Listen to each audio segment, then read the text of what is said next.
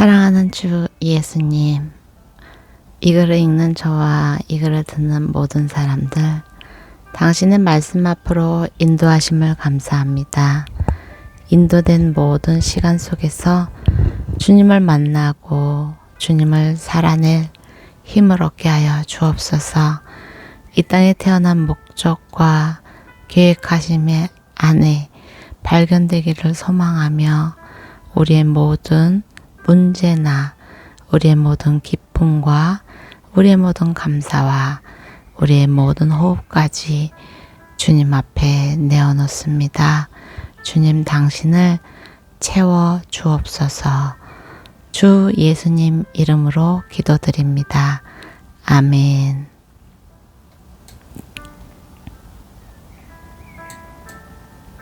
요한복음 1장.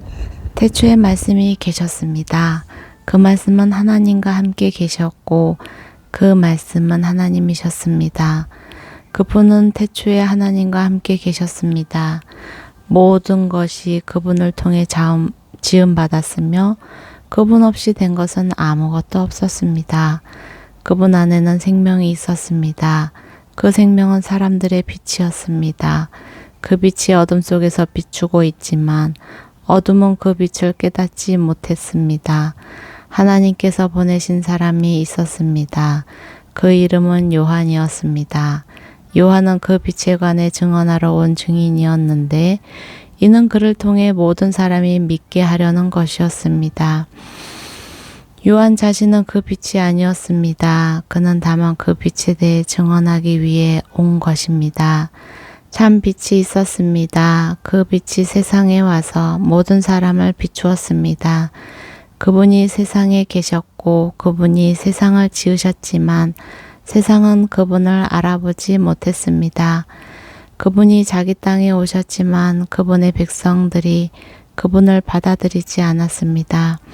그러나 그분을 영접한 사람들, 곧 그분의 이름을 믿는 사람들에게는 하나님의 자녀가 될 권세를 주셨습니다.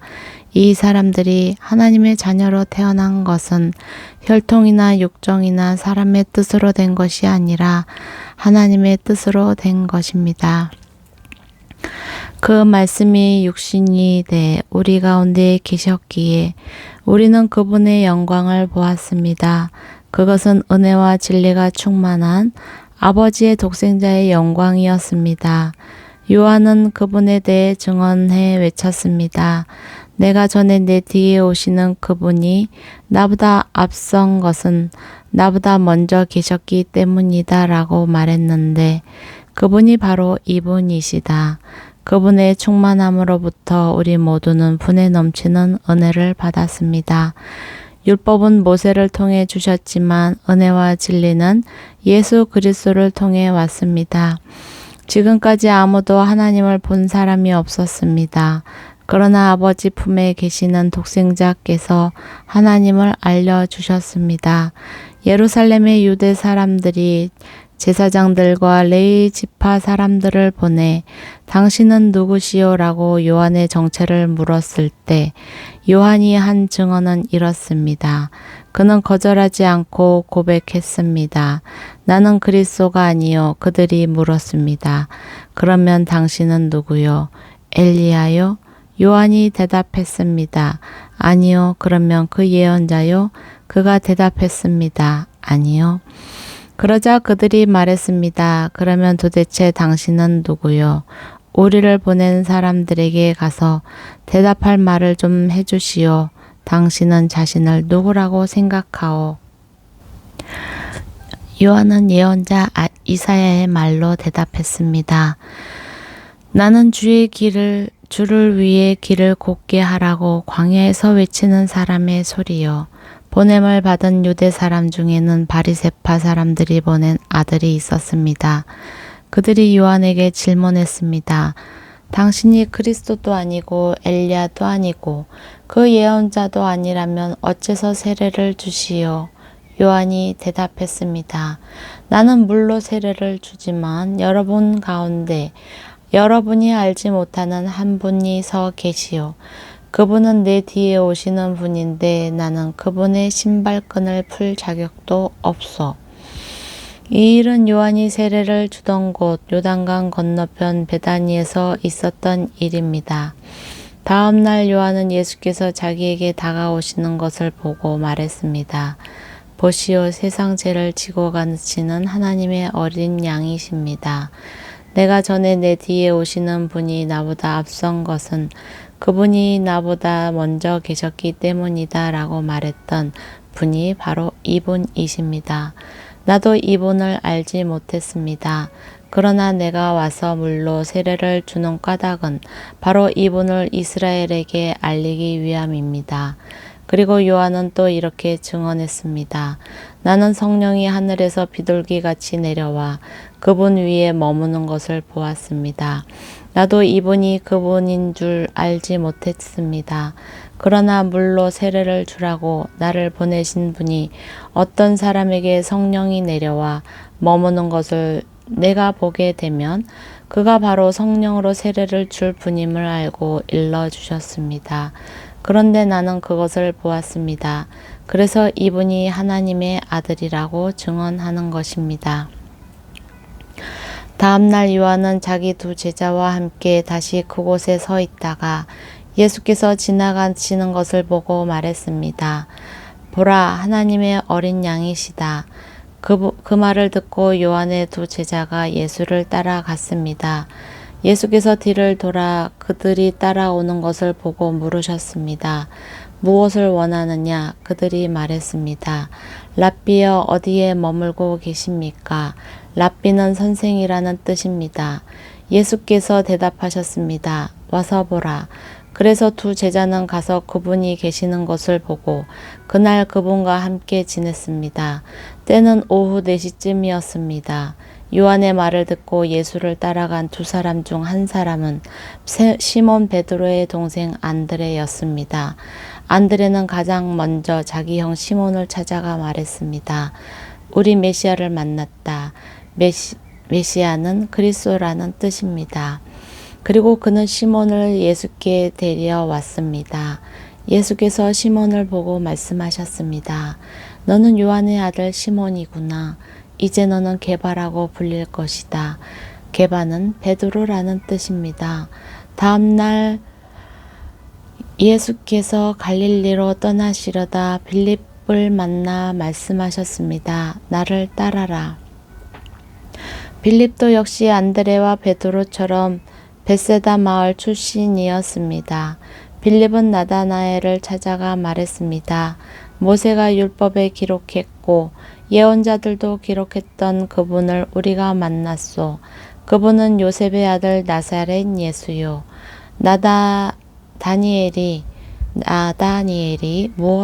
물었습니다. 나사렛에서 무슨 선한 것이 나오겠는가? 빌립이 말했습니다. 와서 보시오.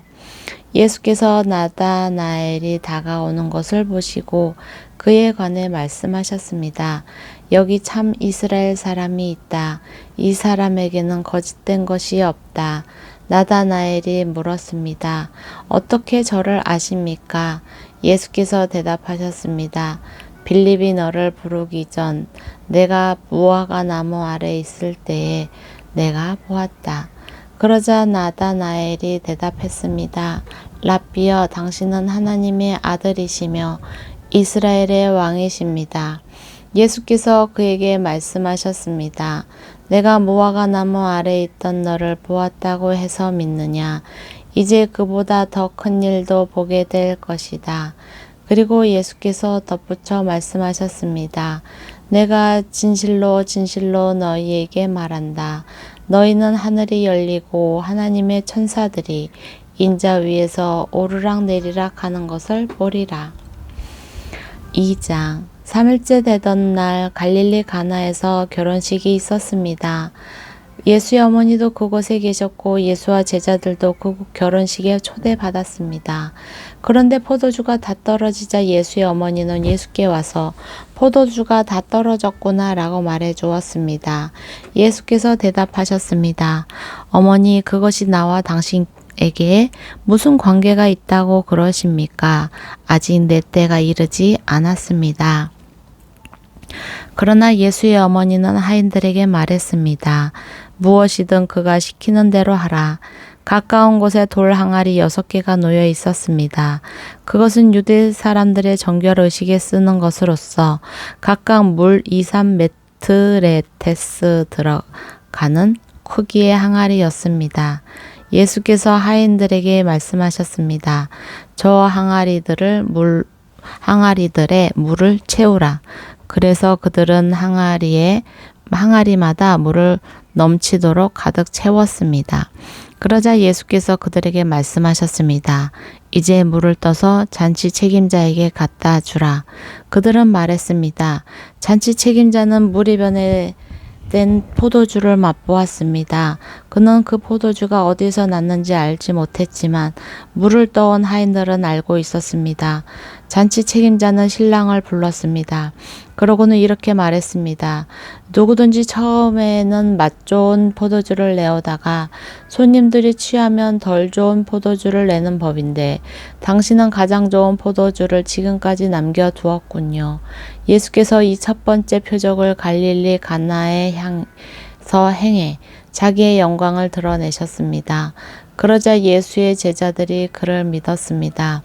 그 후 예수께서는 어머니와 동생들과 제자들과 함께 가버나움으로 내려가서 그곳에서 며칠 동안 머물러 계셨습니다. 유대 사람들이 지키는 유월절이 다가오자 예수께서는 예루살렘으로 올라가셨습니다. 예수께서 성전뜰에서 사람들이 소와 양과 비둘기를 팔고 또 탁자 앞에 앉아 돈을 바꿔주는 것을 보셨습니다.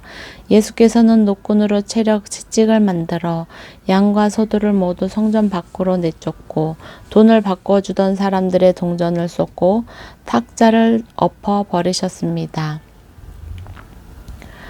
그리고 비둘기를 팔던 사람들에게 말씀하셨습니다. 이것들을 여기에서 치워버리라. 내 아버지의 집을 장사하는 집으로 만들지 말라. 예수의 제자들은 주의 집을 향한 열정이 나를 삼킬 것이다 라고 기록된 성경 말씀이 생각났습니다. 그때 유대 사람들이 예수께 물었습니다. 당신이 이런 일을 할 수 있다는 것을 증명할 만한 무슨 표적을 우리에게 보여줄 수 있겠소? 예수께서 그들에게 대답하셨습니다. 이 성전을 허물라. 그러면 내가 3일 만에 다시 세우겠다. 그러자 유대 사람들이 대답했습니다. 이 성전을 짓는 데에 46년이나 걸렸는데 당신이 그것을 3일 만에 다시 세우겠다는 말이요. 그러나 예수께서 말씀하신 성전은 바로 자기 몸을 가리킨 것이었습니다. 나중에 예수께서 죽은 사람들 가운데서 살아나셨을 때에야 제자들은 이 말씀을 기억했고 성경과 예수께서 하신 말씀을 믿었습니다. 예수께서 유월절을 맞아 예루살렘에 계시는 동안 많은 사람들이 그분이 행하시는 표적을 보고 그 이름을 믿었습니다. 그러나 예수께서는 모든 사람을 알고 계셨기 때문에 자기 자신을 그들에게 맡기지 않으셨습니다. 또한 예수께서는 사람에 대해 그 누구의 증언도 필요하지 않으셨습니다. 사람의 마음속에 있는 것까지 다 알고 계셨기 때문입니다. 3장 바리새파 사람들 중에 니고데모라는 사람이 있었는데 그는 유대 공의 지도자였습니다. 그가 밤에 예수를 찾아와 물었습니다. 라삐어, 우리는 당신이 하나님께로부터 오신 선생님인 것을 알고 있었습니다. 하나님께서 함께 하시지 않았다면 선생님이 행하신 그런 표적들을 아무도 행할 수 없기 때문입니다. 예수께서 그에게 그렇게 말씀하셨습니다. 내가 진실로 진실로 내게 말한다. 누구든지 다시 태어나지 않으면 하나님 나라를 볼 수 없다. 니고데모가 예수께 물었습니다. 나이가 들어 늙은 사람이 어떻게 다시 태어나겠습니까? 태어나려고 어머니의 뱃속으로 다시 들어갈 수 없지 않습니까? 예수께서 대답하셨습니다. 내가 진실로 진실로 내게 말한다. 누구든지 물과 성령으로 태어나지 않으면 하나님 나라에 들어갈 수 없다. 육체에서 난 것은 육체이고 성령으로 난 것은 영이다. 다시 태어나야 한다라고 말한 것을 너희는 이상히 여기지 말라. 바람은 불고 싶은 대로 분다. 너는 그 소리를 듣지만 바람이 어디서 오는지 어디로 가는지 알지 못한다. 성령으로 태어난 사람도 모두 이와 같다. 니고데모가 예수께 물었습니다. 어떻게 이런 일이 있을 수 있습니까? 예수께서 말씀하셨습니다. 너는 이스라엘의 선생이면서도 이런 일을 이해하지 못하느냐? 내가 진실로 진실로 내게 말한다. 우리는 아는 것을 말하고 본 것을 증언하는데 너희는 우리 증언을 받아들이지 않고 있다. 내가 땅의 것을 말해도 너희가 믿지 않는데 하물며 하늘의 것을 말하면 어떻게 믿겠느냐? 하늘에서 내려온 사람 곧 인자 외에는 하늘로 올라간 사람이 없다. 모세가 광야에서 뱀을 들어 올린 것 같이 인자도 들려야 한다. 그것은 그를 믿는 사람마다 영생을 얻게 하려는 것이다. 하나님께서 세상을 이처럼 사랑하셔서 독생자를 주셨으니 이는 그를 믿는 사람마다 멸망하지 않고 영생을 얻게 하려는 것이다. 하나님께서 자신의 아들을 세상에 보내신 것은 세상을 심판하시려는 것이 아니라 그 아들을 통해 세상을 구원하시려는 것이다. 아들을 믿는 사람은 심판을 받지 않는다. 그러나 믿지 않는 사람은 이미 심판을 받았다. 하나님의 독생자의 이름을 믿지 않았기 때문이다. 그 심판은 이것인데 곧 빛이 세상에 왔지만 사람들은 자기 행위가 악하기 때문에 빛 대신 어둠을 사랑한 것이다. 악을 행하는 사람마다 빛을 미워하고 자기 행위가 드러날까 두려워해 빛으로 나오지 않는다. 그러나 진리를 따라 사는 사람은 빛으로 나온다. 그것은 자기의 행위가 하나님 안에서 이루어졌음을 나타내려는 것이다. 그 후 예수께서 제자들과 함께 유대 지방으로 가셔서 거기서 얼마 동안 제자들과 함께 머무르시며 세례를 주셨습니다. 요한도 살렘 가까이에 있는 에논에서 세례를 주고 있었습니다. 그곳에는 물이 많았기 때문입니다. 사람들이 나와 세례를 받았습니다. 이때는 요한이 아직 감옥에 갇히기 전이었습니다. 요한의 제자들 중 몇 사람과 어떤 유대 사람 사이에 정결의식과 관련해 분쟁이 붙었습니다. 요한의 제자들이 요한에게 와서 말했습니다. 랍비여, 전에 요단강 건너편에서 선생님과 함께 계시던 분, 선생님이 증언하셨던 분이 지금 세례를 주고 있는데 사람들이 다 그분께로 가고 있습니다. 이 말에 요한이 대답했습니다. 하늘에서 주시지 않으면 사람은 아무것도 받을 수 없습니다. 내가 전에 나는 그리스도가 아니고 그분보다 앞서 보냄을 받은 사람이다 라고 한 말을 증언할 사람들은 바로 너희다. 신부를 얻는 자는 신랑이다. 그러나 신랑의 친구는 신랑을 기다렸다가 신랑의 음성을 들으면 그 음성으로 인해 매우 기뻐한다. 나는 이런 기쁨으로 충만하다. 그분은 홍해야 하고 나는 쇠해야 한다. 위에서 오시는 그분은 모든 것 위에 계시는 분이시다. 땅에서 난 사람은 땅에 속해 땅의 것을 말한다. 그러나 하늘에 오시는 그분은 모든 것 위에 계신다. 그분은 보고 들은 것을 증언하신다. 그러나 아무도 그 증언을 받아들이지 않는다. 그분의 증언을 받아들인 사람은 하나님이 참되신 분임을 인정하는 것이다. 하나님께서 보내신 그분은 하나님의 말씀을 전하신다. 그것은 하나님께서 그분에게 성령을 한없이 주셨기 때문이다. 아버지께서는 아들을 사랑하셔서 모든 것을 아들의 손안에 맡기셨다. 아들을 믿는 사람에게는 영생이 있다. 그러나 아들에게 순종하지 않는 사람은 생명을 보지 못하고 도리어 하나님의 진노를 받게 된다. 아멘.